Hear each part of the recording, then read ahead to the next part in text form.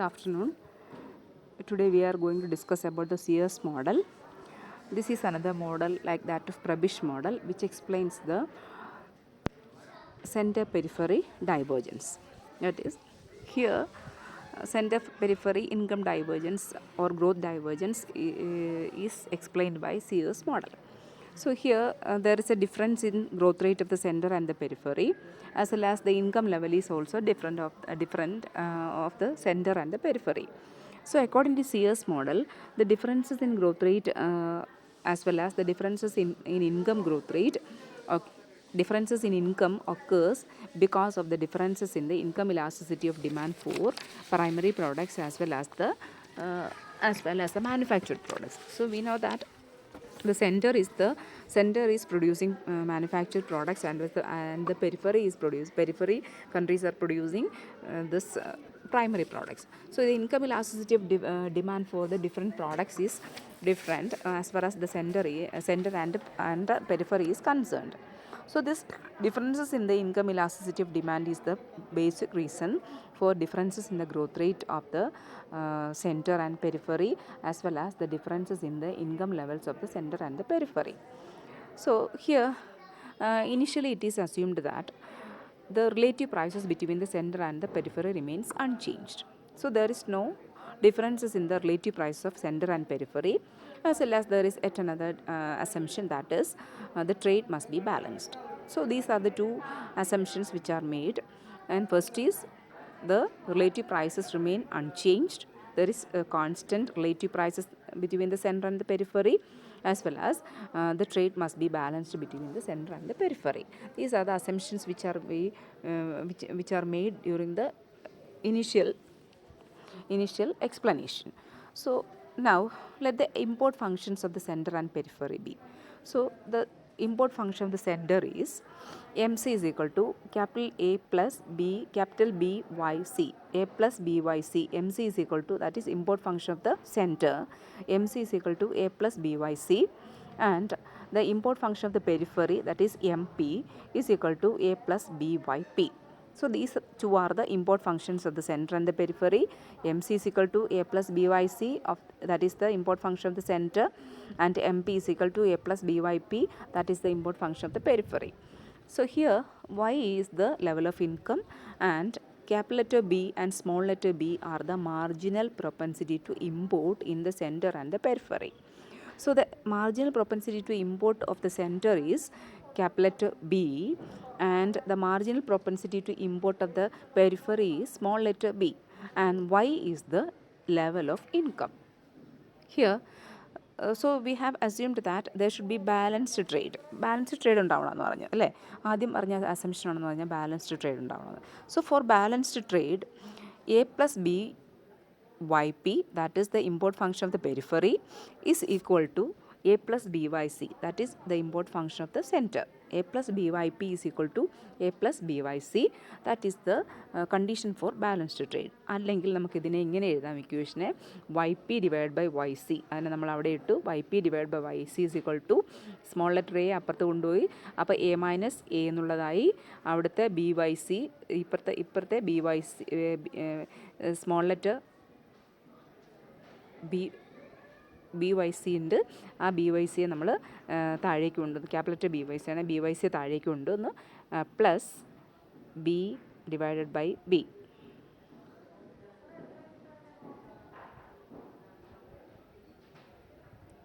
ഒന്നുകൂടെ ഞാൻ പറയാം. ഇവിടെ YP divide by YC is equal to small letter A അപ്പുറത്തേക്ക് കൊണ്ടുപോകുമ്പോൾ ക്യാപിറ്റൽ ലെറ്റർ എയിൽ നിന്ന് small letter A positive A ഇവിടുന്ന് അപ്പുറത്തെ സൈഡിലേക്ക് കൊണ്ടുപോകുമ്പോൾ നെഗറ്റീവ് എ ആവും. A minus A divided by BYC plus B by B എന്നാവും ഇക്വേഷൻ 7 നൗ ഇനി നമ്മൾ നോക്കാൻ പോകുന്നത് ഈ there is A relative difference in income between the periphery and centre through time. അപ്പം നമ്മൾ പറഞ്ഞു ഇൻകം ഇലാസ്റ്റിക് ഡിമാൻഡ് ഡിഫറെൻ്റ് ആണ് രണ്ട് കമോഡിറ്റീസിൻ്റെയും, അതായത് പെരിഫറിയുടെയും സെൻറ്ററിൻ്റെയും ഇൻകം ഇലാസ്റ്റിക് ഡിമാൻഡ് ഡിഫറെൻ്റ് ആയതുകൊണ്ട് So as time passes, what will happen? There is a difference in income of the center and the periphery. സെൻറ്ററിൻ്റെയും പെരിഫറിയുടെയും ഇൻകത്തിൽ വ്യത്യാസം ഉണ്ടാകുമെന്ന് പറഞ്ഞു. അപ്പോൾ എന്താ ഉണ്ടാകുക എന്ന് നോക്കാം. അപ്പം ഈ ടൈം ഓരോ കാലം കഴിയുന്തോറും എന്ത് സംഭവിക്കും നോക്കാം. What will happen to the income of the centre and the periphery, difference in income between the centre and the periphery. So here we are assuming that the income of the center increases exponentially, that at a faster rate r. Income increases at a faster rate r. So we can write like this, that is YET is equal to YET എന്ന് പറഞ്ഞാൽ initial level of income, income during the time period t. Income during the time period t is called YET എന്ന് പറയുന്നത്. T എന്ന് പറയുന്ന time പീരീഡിൽ income എത്രയുണ്ട് എന്നുള്ളതാണ് YET കാണിക്കുന്നത്. YET is equal to YE0 e raised to RT. YE0 e raised to RT. അപ്പം YE0 എന്ന് പറഞ്ഞാൽ നമ്മൾ പറഞ്ഞു ബേസ് ലെവൽ ഓഫ് ഇൻകത്തെയാണ് YE0 എന്ന് പറയുന്നത്. ഇ റേസ് ടു RT നമ്മൾ പറയുന്നത് ഇവിടെ ഏത് റേറ്റിലാണ് ഇൻകം വർദ്ധിക്കുന്നത്? R എന്ന് പറയുന്ന റേറ്റിലാണ് വർദ്ധിക്കുന്നത്. അതുകൊണ്ട് ടൈം പീരീഡിലെ YET എന്ന് പറയുന്ന ടൈം പീരീഡിൽ ഇൻകം എത്രയായിട്ട് വർദ്ധിക്കും എന്ന് പറഞ്ഞാൽ Y0 ഇയുടെ എന്താണ് ഇ റേസ് ടു RT എന്ന Y0 E raise to RT എന്ന രീതിയിലായിരിക്കും ഇൻകത്തിൽ വർധന ഉണ്ടാകുന്നത്. ഇവിടെ YE0 എന്ന് YE0 എന്ന് പറയുന്നത് that is the base level of income, അതായത് ഇനിഷ്യൽ ലെവൽ ഓഫ് ഇൻകം എന്ന് പറയുന്നത്.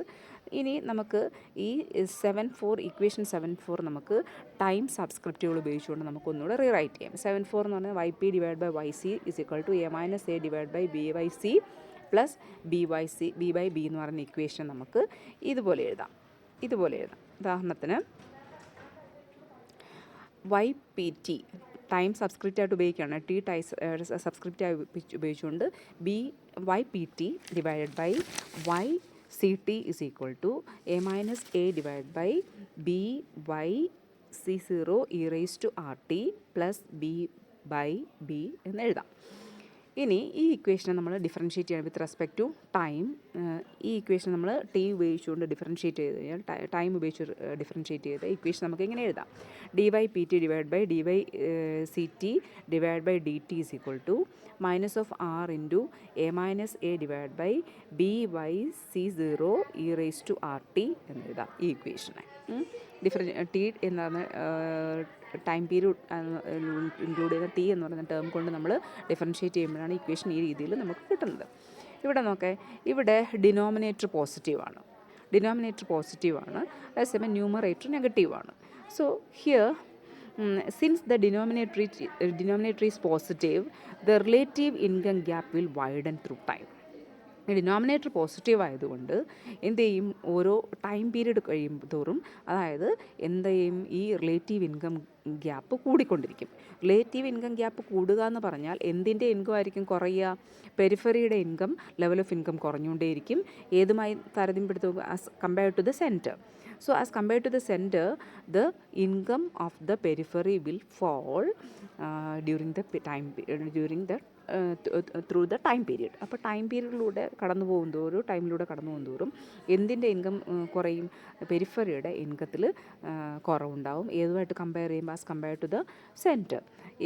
എങ്ങനെയാണ്? That is there is a condition A minus A is greater than 0. അപ്പോൾ A മൈനസ് A എന്ന് പറയുന്ന ഒരു ടേം മുകളിലുണ്ട്, നമുക്ക് കാണാൻ കഴിയുന്നുണ്ട്. A മൈനസ് A എന്ന് പറയുന്ന term if it is greater than 0 ആണെന്നുണ്ടെങ്കിൽ, അതേസമയം ഡിനോമിനേറ്റർ പോസിറ്റീവ് ആണെന്നുണ്ടെങ്കിൽ എന്ത് സംഭവിക്കും? ഡിനോമിനേറ്റർ പോസിറ്റീവ് ആയതുകൊണ്ട് എന്താണ്? During the time through the time period, what will happen to the income of the periphery? The income of the periphery will go on declining, and as a result the income gap will widen. Now here we can see a small letter A in the numerator. അപ്പം ഈ A എന്ന് പറയുന്നത് that is A constant term. A is a constant term in the import function of the import demand function of the periphery. അല്ലേ? Periphery demand function, import demand ഫംഗ്ഷനകത്ത് A എന്ന് പറയുന്നൊരു term ഉണ്ട്. അതെന്ന് പറഞ്ഞാൽ കോൺസ്റ്റൻ്റ് ആണ്. അപ്പം that will be negative if the income elastic of demand for import from the centre is greater than unity. അതായത് സെൻറ്ററിലെ income elasticity of demand for import എന്ന് പറയുന്നത് ഗ്രേറ്റർ ദാൻ യൂണിറ്റി, അതായത് 1 കൂടുതലാണെന്നുണ്ടെങ്കിൽ A എന്ന് പറയുന്ന ടേം എന്ന് പറയുന്നത് നെഗറ്റീവ് ആയിരിക്കും. അപ്പോൾ എ എന്ന് പറയുന്ന കോൺസ്റ്റൻ്റ് ആണ്. അത് ഏതിലുള്ളതാണ്? പെരിഫറിയുടെ ഇമ്പോർട്ട് ഡിമാൻഡ് ഫംഗ്ഷനകത്തുള്ള ഒരു ടേമാണ് എ എന്ന് പറയുന്നത്. അപ്പോൾ ഈ എ എന്ന് പറയുന്ന ടേം എന്തായിരിക്കും? നെഗറ്റീവ് ആയിരിക്കും. എങ്ങനെയാണെങ്കിൽ if the income elasticity of demand for imports from the centre is greater than 1. അപ്പം income elasticity of the centre, income elasticity of demand for imports of the sender is, if the income elasticity of demand for the import of the sender is greater than 1, then A will be negative. അത് small letter ആണ്. അത് ഏതിൽ import ഫംഗ്ഷനകത്തുള്ളതാണ്?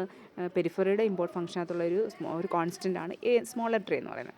അതേപോലെ സെൻറ്ററിൻ്റെ import ഫംഗ്ഷനകത്തുള്ള ഒരു ടേമാണ്, ഒരു constant ടേമാണ് capital letter A എന്ന് പറയുന്നത്.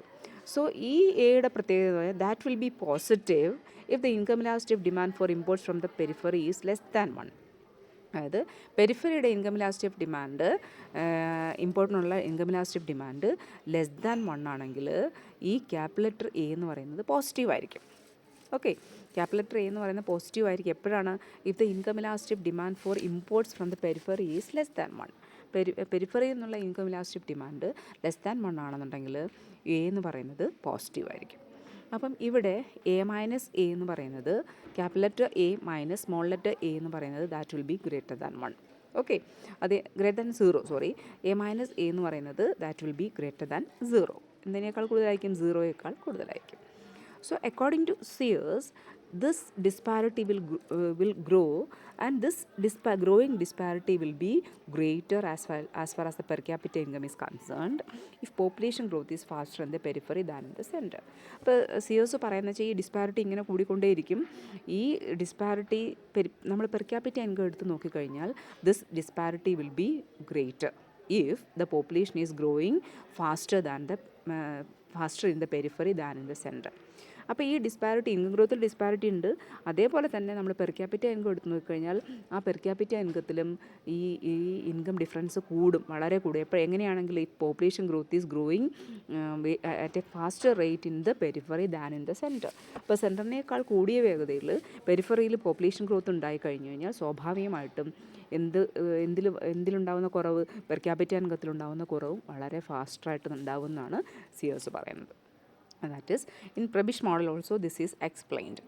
So ഈ റിലേറ്റീവ് ഇൻകം ഗ്യാപ്പ് ഇങ്ങനെ കൂടിക്കൊണ്ടേയിരിക്കും.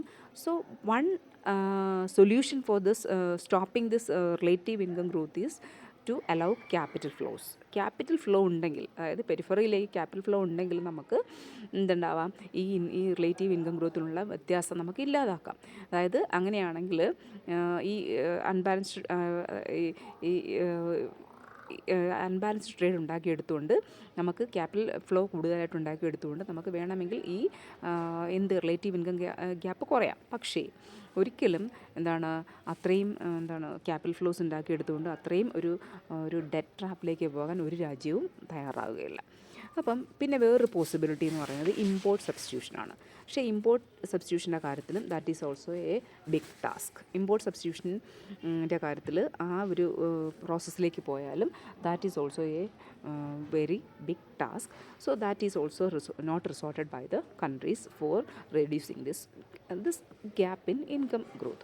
So according to the equation, it means that making the import function of the periphery should be like that of the center. അപ്പം equation വെച്ച് നമുക്ക് നോക്കുകയാണെങ്കിൽ നമുക്ക് growth rate equal ആവണം എന്ന് പറഞ്ഞാൽ രണ്ടുപേരുടെയും ഇമ്പോർട്ട് ഫംഗ്ഷൻ ഒരേപോലെ ആയിരിക്കണം. അതായത് ഇതിൻ്റെയൊക്കെയാണ് പെരിഫറിയുടെയും സെൻറ്ററിൻ്റെയും ഇമ്പോർട്ട് ഫംഗ്ഷൻ ഒരേപോലെ ആയിരിക്കണം. അല്ലെങ്കിൽ നമുക്ക് ഇങ്ങനെ പറയാം, there should be some structural changes.